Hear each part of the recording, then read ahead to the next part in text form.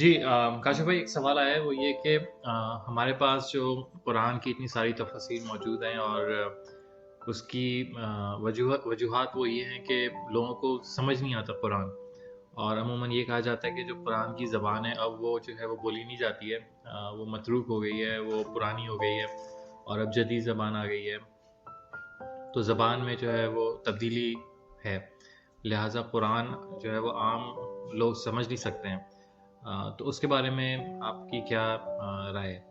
شکریہ۔ السلام علیکم طاہر بھائی۔ پہلا سوال جو تھا وہ آپ نے جو مجھے بھیجا ہے اس میں وہ یہ ہے کہ یہ قرآن کوئی آسان کتاب ہرگز نہیں ہے، کیونکہ اس میں جو ہے اگر وہ آسان ہوتی تو اس کی اتنی کروڑوں اور ہزاروں تفسیریں نہیں ہوتی، اور اس کے اتنے تراجم اور اتنی اس کی مفہومات نہیں بنتے۔ یہ بات بالکل صحیح ہے۔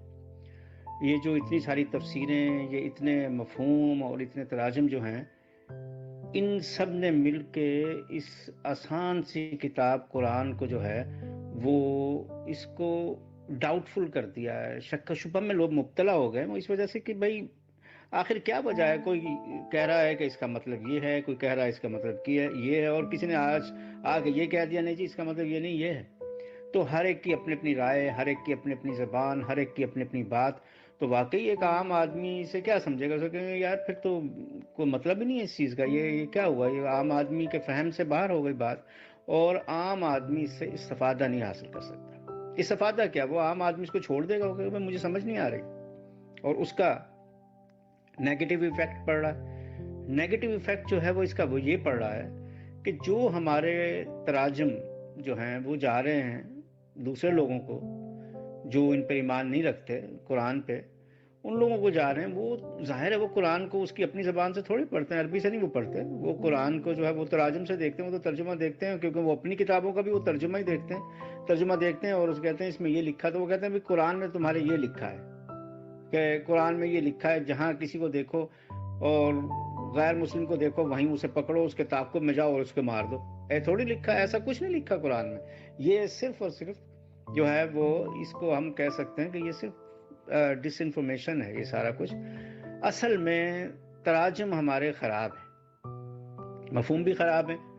اس کے پیچھے بات صرف یہی ہے جیسے کہ تمام جو کتابیں ہیں جو ریویل ہوئی ہیں، جو تمام آسمانی کتابیں ہیں، ان کے تراجم جو ہیں وہ بگڑے، اسی طرح قرآن کا ترجمہ بگڑ گیا، اور تراجم بگڑنے کے پیچھے جو اصل میں ہاتھ ہے وہ مذہب کا ہاتھ ہوتا ہے ہمیشہ۔ آپ دیکھ لیجئے، جب گیتا کے تراجم جو ہیں وہ خراب ہوئے تو وہ کس نے کیے؟ وہ مذہب نے کیے۔ مذہبی لوگ آ گئے، مذہبی پیشوائیت آ گئی، انہوں نے اپنی دکانداری چلانے کے لیے کیا کر دیا؟ گیتا کے تراجم جو ہے خراب کر دیا، حالانکہ گیتا ریویلیشن ہے، وہ ریویلڈ بک ہے، لیکن ان کے تراجم اس کے خراب کر دی ان لوگوں نے، اور اس کا نتیجہ کیا ہوا؟ اس کے نتیجے میں شرک و بت پرستی والا مذہب جو ہے وہ اس کی بنیاد رکھتی گئی، اور لوگ آج تک اس شرک اور بت پرستی سے نہیں نکلے، حالانکہ ایسا گیتا میں کچھ نہیں لکھا، میں نے خود پڑھی۔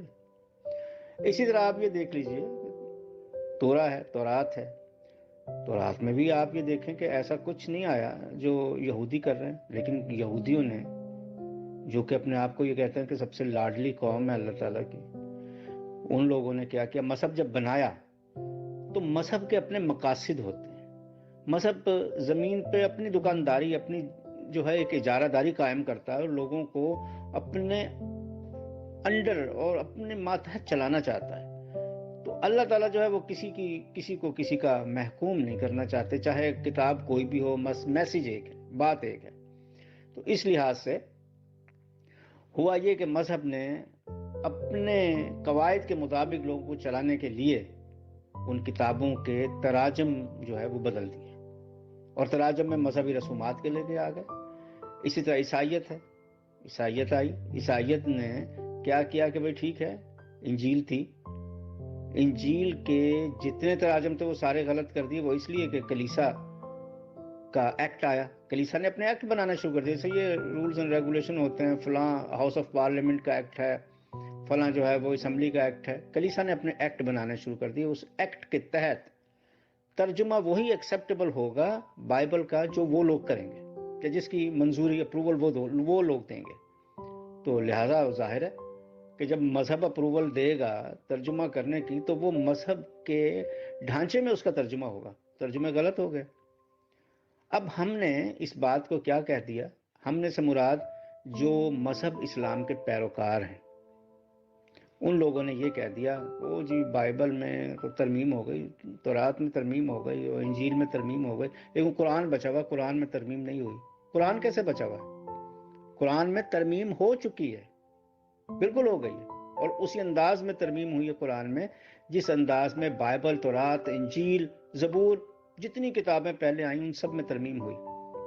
وہ ترمیم ان کتابوں کے اپنے متن میں آنے والے الفاظ میں نہیں ہوئی.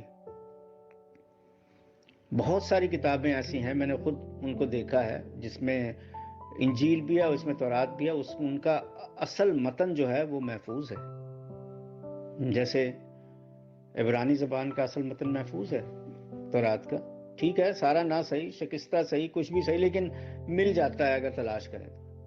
اسی طرح جو یونانی زبان میں, گریک میں لکھی گئی تھی انجیل, اس کا متن بھی جو ہے وہ محفوظ ہے, جتنا بھی ہے نہ صحیح پورا, یہ جتنا بھی محفوظ ہے وہ اصل متن جو ہے وہ دیکھا جا سکتا ہے, اس کو ری ٹرانسلیٹ کیا جا سکتا ہے, تو وہاں سے بات باہر نکل کے آ سکتی ہے. لیکن کیونکہ ایکٹ بن گیا کلیسا کا, وہ تو ٹرانسلیٹ نہیں کریں گے, لیکن ہم خود کر سکتے ہیں اس کو, اس میں کیا ایسی بات ہے.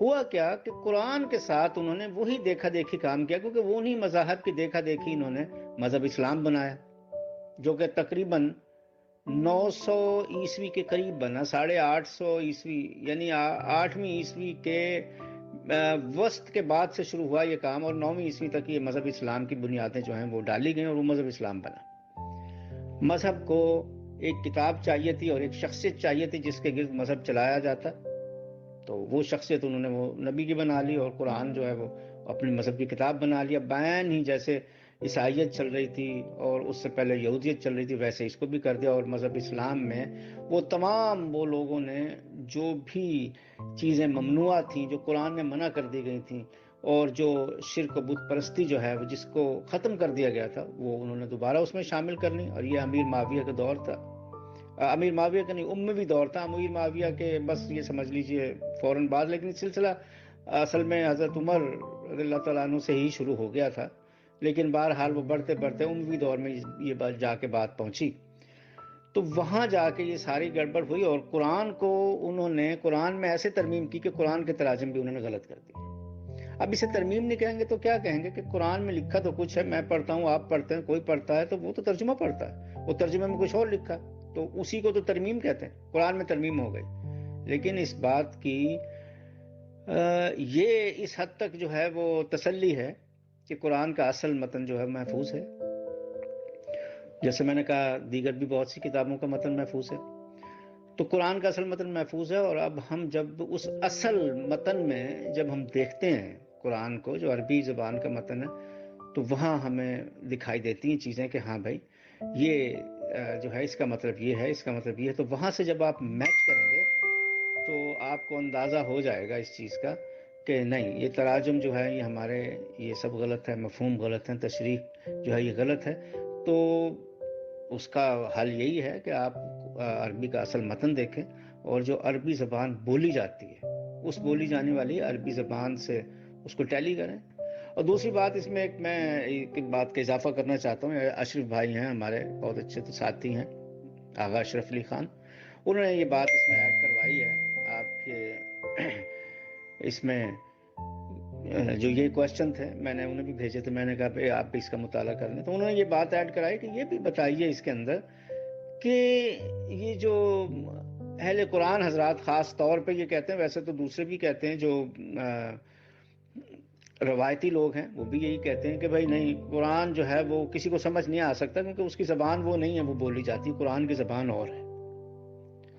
پھر اگر ہم اس بات کو یہ لیتے ہیں کہ قرآن کسی کو سمجھ نہیں آتا, جیسے اہل قرآن کہتے ہیں کہ استاروں کی زبان میں ہے جی قرآن, تو استارے تو نہیں پھر سمجھ میں کسی کو آئیں گے. استارہ تو میں کچھ اور مطلب, استارہ کا مطلب ہے جو وہ آر سے نکلا ہے. آر کا مطلب کیا ہے, اوریانیت بھی نکلی ہے نا اسی سے, ننگ, جھوٹ. تو اس کا مطلب کیا ہے, استارہ کا مطلب ہے جھوٹے معنی. उन लोगों को ये बात समझ लेनी चाहिए जो कुरान को इस्तारा कहते हैं कि वो झूठे मानी हैं, वो उसके फिगरेटिव। तो इस्तारा आर से निकला है, आरी, कहते नहीं कि अकल से आरी, क्या अकल से खाली, तो इस्त लगा दिया उसके अंदर, ये अरबी का 10वां जो है वो फेल बन गया। तो इस्तारा यानी खाली मानी तलाश करने, इस्त का मतलब तलाश करना, तो खाली मानी तलाश करने, जैसे अकल से आरी, तो वो अकल से आरी मानी तलाश करने को इस्तारा कहते हैं। असल में उन लोगों को कम से कम इस्तारा का मतलब जान लेना चाहिए, उसके बाद ये कहना चाहिए कि कुरान इस्तारों की ज़बान में है जी। इस्तारा का मतलब है झूठे मानी, खाली मानी, वो यानी कि जो मर्जी कोई अपने दिल से, अपनी मर्जी से, अपने दिमाग से जो मर्जी अपने अकीदे के मुताबिक घड़ ले, बस वो है। जैसे इन लोगों ने घर रखे हैं, अल्लाह की तरफ से भी बोल रखा है, हाँ हमने ये कर दिया और हमने ये कर दिया, हमने बारिश बरसा दी, हमने आसमान से ये कर दिया, अगर तुम नहीं हमारी तरफ आते तो हम ये कर देंगे। ये कोई ऐसी बात नहीं, ये कुरान नहीं है, ये सब झूठ, फरेब, मक्कारी और धोखा है जो कुरान के नाम पे दिया जा रहा है। तो इस्तारे वाली बात यहाँ गलत हो गई।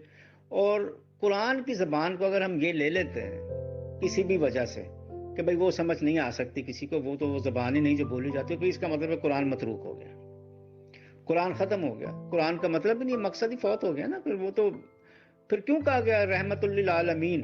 वो इसलिए कहा गया है कि ये हमेशा रहेगी बात, ये कुरान हमेशा रहेगा, इसकी प्रैक्टिस जारी रहेगी, ये सारा कुछ इसी तरह ही लोग समझेंगे इसे। और अगर वो ज़बान ही नहीं रही, वो ज़बान ही ख़त्म होगी, तो कोई समझेगा क्या? वो तो उस ज़बान वाले भी नहीं समझेंगे उसे, और यही वजह हो रही है। तो ये जो डिसइंफॉर्मेशन है, इसकी वजह से यही सब कुछ हो रहा है कि जो अहले ज़बान है वो भी नहीं समझ रहे कि हमारे जहन में ये बात डाल दी गई कि कुरान की ज़बान जो है वो मतरूक है, जो इस्तेमाल नहीं होती, और वो डाली किस लिए गई कि इसका कोई भी मतलब चाहे तो वो ले ले।